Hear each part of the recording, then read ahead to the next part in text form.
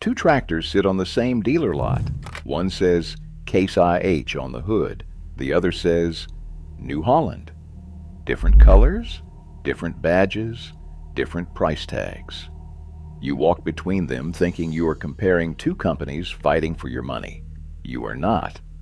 The same parent company built both. The same parent priced both. That same parent wins either way you choose.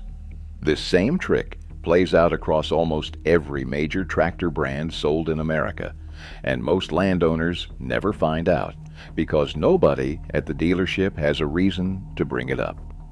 Today, we are opening the ownership paperwork nobody hands you at the dealership, so you stop paying twice for the same illusion of choice.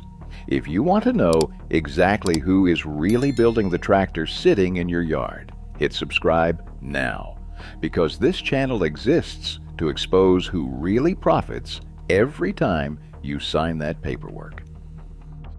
Starting with Case IH Red and Black, tied to the old International Harvester name. It is the kind of heritage that makes a buyer feel like he is stepping into something proven, something his grandfather would have trusted. New Holland sits across the same showroom floor in blue and yellow. It is marketed as the friendlier, more affordable option in the same size class. Here is the truth.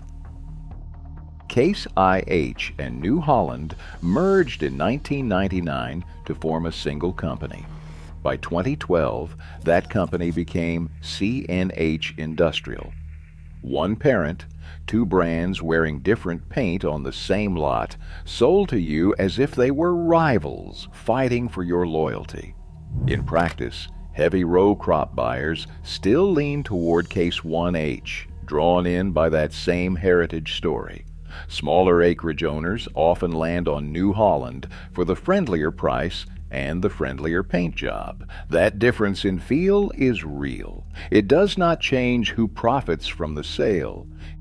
It gets even clearer once you leave the United States. CNH runs a plant in an Austrian town called St. Valentin, a facility that has been building tractors there for decades. Workers there build Case 1H tractors and Steyr tractors on the same assembly line, sharing more than 12,000 parts between them. Same bolts, same hydraulics, same engineering underneath.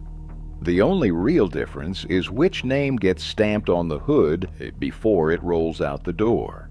Here is a part almost nobody mentions. CNH Industrial does not even fully answer to itself. A holding company called Exor, controlled by the Agnelli family in Italy, owns close to 27% of CNH. That same holding company controls over 40% of its voting power, giving it far more say over the company's direction than its ownership share alone would suggest. So even the parent company calling the shots on your dealer lot has its own parent standing quietly above it. It is an ownership layer most buyers never learn exists. Tucked away in shareholder filings, nobody outside a boardroom ever reads. Now for the detail that actually changes how you should shop for a compact or utility tractor. Some smaller Case IH and New Holland models are not even built start to finish by CNH. Instead, they come from LS Tractor, a Korean manufacturer that has spent years serving as the real factory behind machines branded Case YH, New Holland, Farmtrack, Montana, Mahindra, and McCormick. LS does not hide this. It is listed right on its own company page as an original equipment supplier to CNH Industrial. So in some compact classes, you are picking between two brand names owned by one parent. Meanwhile, a completely separate company overseas is welding the metal underneath both of them. That matters at the parts counter, not just at the sales desk. If your compact shares a chassis with an LS-built machine, some filters, belts, and hydraulic components may cross over to LS part numbers. It is worth asking your dealer about that before you overpay for a part with the wrong badge on the box. That single question, asked once before you ever need a repair, can save you real money for as long as you own the machine, and it costs you nothing but a little pride at the counter to ask it. On the other side of the lot, Massey Ferguson has been an American farm staple for generations, the kind of name landowners grew up watching work afield. AGCO bought Massey Ferguson in 1994. 3 years later, the company picked up Fendt, the premium German brand, on the condition Fendt kept its own name and its own factory.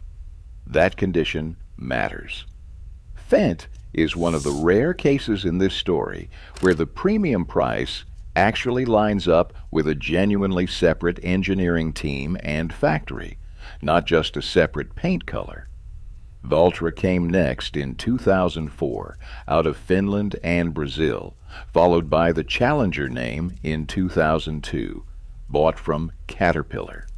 Many wheeled Challenger models are built using the same factories that build Massey Ferguson and Valtra equipment. Massey Ferguson, Fendt, Valtra, and Challenger all answer to one company headquartered in Duluth, Georgia. That company is the third largest tractor maker in the world, behind only Deere and CNH. Here is where this gets stranger than a normal ownership chart. For years, AGCO held a licensing deal and roughly a 20% stake in an Indian company called TAFE, short for Tractors and Farm Equipment Limited.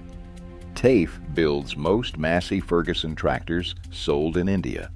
Some of those India-built models, including the 2615, ship straight into the United States.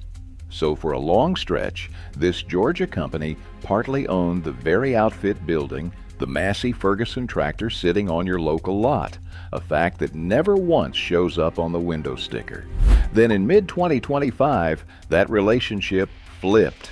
TAFE bought back the stake for $260 million and walked away as sole owner of the Massey Ferguson name across India, Nepal, and Bhutan. Here is the twist nobody saw coming. TAFE did not disappear from the ownership chart.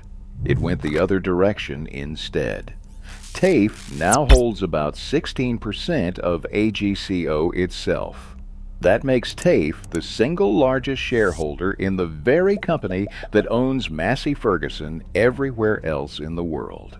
For a buyer standing on a lot right now, that kind of instability is worth more than a second thought. When arrangements shift this fast, parts sourcing and warranty support on those India-built models can shift right along with them. If you already own one, it is smart to keep an eye on your dealer's parts pipeline. None of this means Massey Ferguson or Case IH are bad tractors. Plenty of owners are perfectly happy with either one. What it does mean is that the badge on the hood tells you almost nothing about the company standing behind it, and building your loyalty around a logo is a shaky way to spend real money. After two brand families this tangled, you deserve a couple of straight answers. Kubota is a real separate company, not a badge sitting inside either of these two conglomerates. John Deere is a real separate publicly traded company too, the one both of them are chasing hardest in market share. That independence is not just a technicality. It means Kubota and Deere are actually setting their own prices and building their own engineering roadmaps against each other. They are competing for your money instead of one parent quietly deciding in advance what both of its own badges will charge you. If you are choosing between Kubota, Deere, and everything else on this list, you are finally comparing two genuinely different companies instead of two arms of the same one wearing different paint. That distinction is worth more to your wallet over the life of the machine than any warranty brochure the dealer ever hands you at the counter. So the next time you are standing on a dealer lot comparing two brands, ask the real question. Are you comparing two companies or two logos owned by the same one? Just ask the salesman who actually manufactures the specific model in front of you, and watch how fast that answer sorts the rivals from the cousins. What actually matters is real parts availability, honest engine coverage, and a dealer who actually shows up when your loader breaks down in hay season. Do not mistake brand loyalty for real competition, because in this industry, most of what looks like a choice is one company quietly selling to itself twice. Tell us in the comments which one of these surprised you the most. Chances are you have owned one of these brands for years, trusted it completely, and never once thought to ask who was really standing behind it the whole time.